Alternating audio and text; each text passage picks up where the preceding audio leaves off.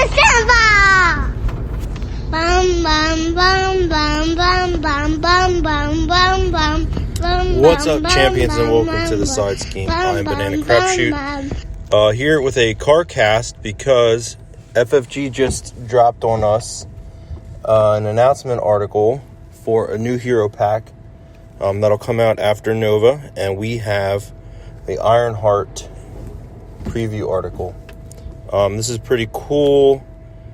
There's some interesting mechanics here, so we are going to go through the cards that were shown in this article and give like a quick reaction. So first we have Riri Williams, Alter Ego, Genius, 3 recovery, 6 hand size, 10 hit points.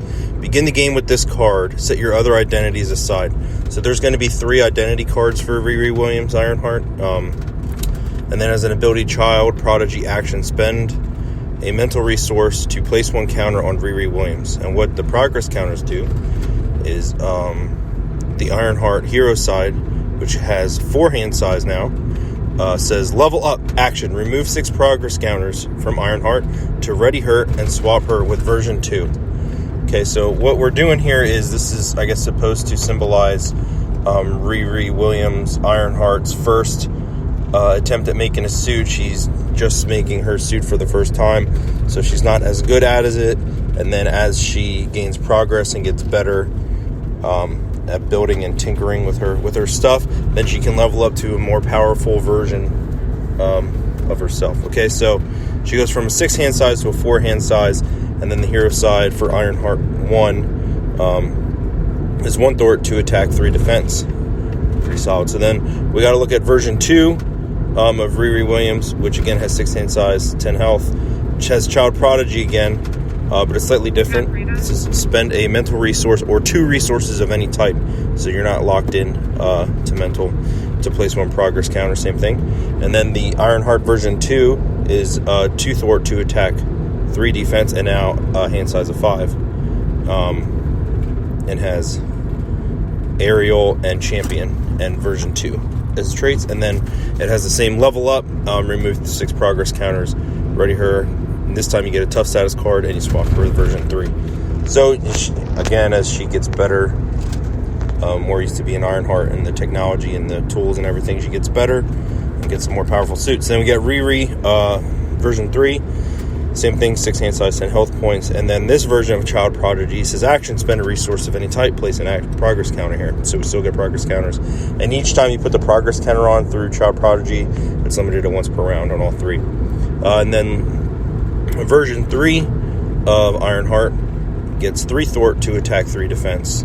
So she keeps the 2 attack, 3 defense, and then gains another thwart. And her hand size is 6. So as her suit levels up, her hand size gets bigger, as well as her stats going up. And then this has an ability, maximum efficiency, hero action, remove 1 progress counter from Ironheart to deal 2 damage to an enemy. So we still get a use for our progress counters on level 3 with hero actions. So if you have a bunch of counters, this maximum efficiency is not limited to like once per phase or once per turn or once per round. So if you're building up progress counters on level 3, you can use that action as many times as you want. And it's interesting, you can use this on someone else's turn if need be. So there you go. So then we'll look at the first event we see. It's called Fly Over.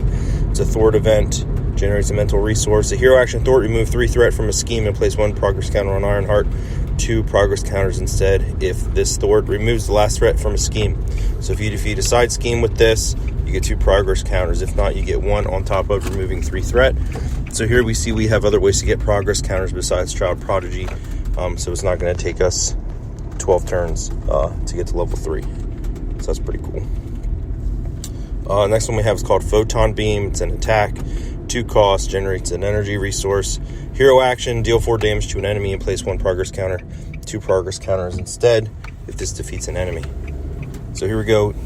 Zap a minion, get 2 progress counters, level up fast. I like it. Next card we have a Stroke of Genius. It's a resource card. It says response. After you spend this card, place 1 progress on your identity and draw a card. So if you use Stroke of Genius to play for Child Prodigy, you're going to get 2 counters and draw a card. Seems pretty solid.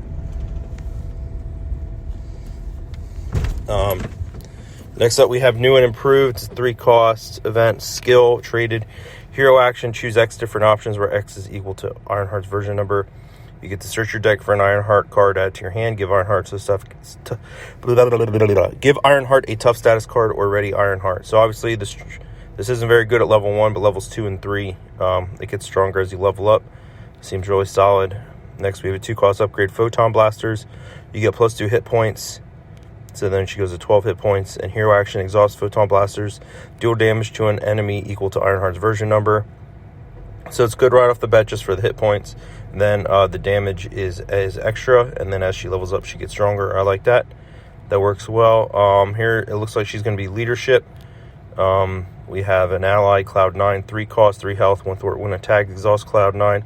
Choose a player until the end of the phase that aerial character that player controls gets plus 1 thwart. I don't know that I would personally ever play this ally. It's locked into an aerial, like it's locked into aerial decks and getting plus 1 thwart. I mean, the extra thwart is good, but I mean, you're locked into aerial at that point, which aerial is getting more support, which is good, but I don't see me really ever playing this ally. Next, we have Falcon, Joaquin Torres, or Joaquin Torres, excuse me for not knowing how to pronounce that properly.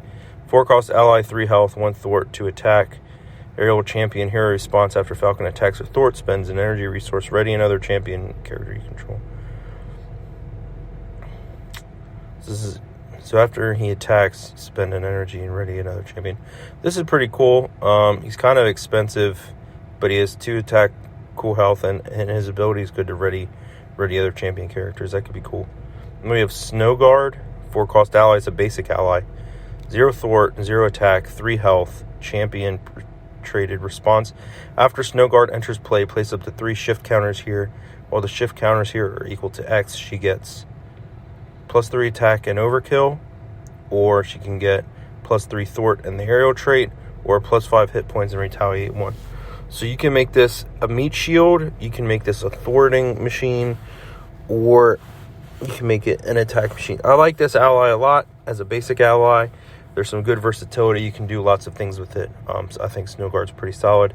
We have Patriot, Rashawn Lucas, 3-cost leadership ally, 2 thwart for 2 consequential damage, 1 attack, 4 health, champion traded response, or hero response. After Patriot enters play, choose a champion. That character gets plus 1 each of their basic powers. This is pretty cool. I like this ally. The health is good for the cost, and his ability is pretty strong.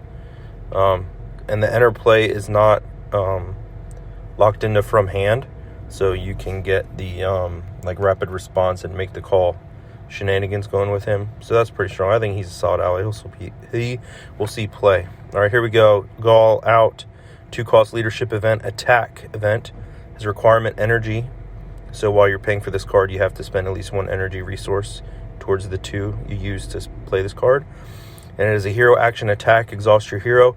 Deal damage to an enemy equal to your hero's total thwart, attack, and defense values. What?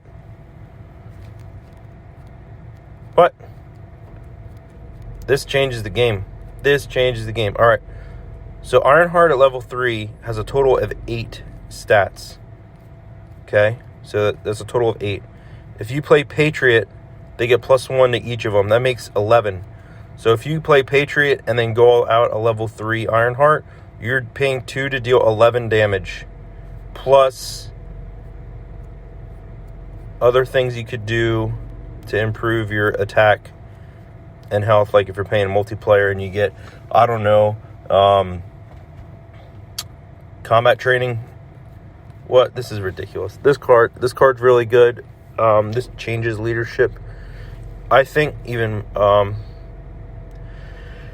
he could be a more aggro version of leadership and focus on hero stats like Captain America. I think would like this. Quicksilver like this. He can get good stats and he can ready a lot, but this is just an attack. I don't know. I think Goal Out's really good. I like that card a lot. Now we have a basic event, Go for Champions, 3-cost event, max 1 per deck. The art on it is pretty good. says play only if your identity is a champion. Hero action. Each champion character in play cannot take damage to the end of the round. Each champion character in play. So allies, heroes, don't matter how many they are, none of them take damage till the end of the round. So this nullifies attacks for the hero phase. If you block with an ally that's a champion, they're not going to take damage. Each champion character in play cannot take damage at all. This is ridiculous. This hero pack might be the strongest hero pack we've ever seen. This is crazy. Go all out. Go for champions. Ironheart looks solid. Snowguard looks ridiculous. Cloud9 is the only card I see in here that I'm not really excited about trying. Man. And then we get Zax as a modular set in here. We know that's a thing now. Like we saw with Nova, and I think it was, I forget who he had. Was it Armadillo, maybe? But here we get Zax.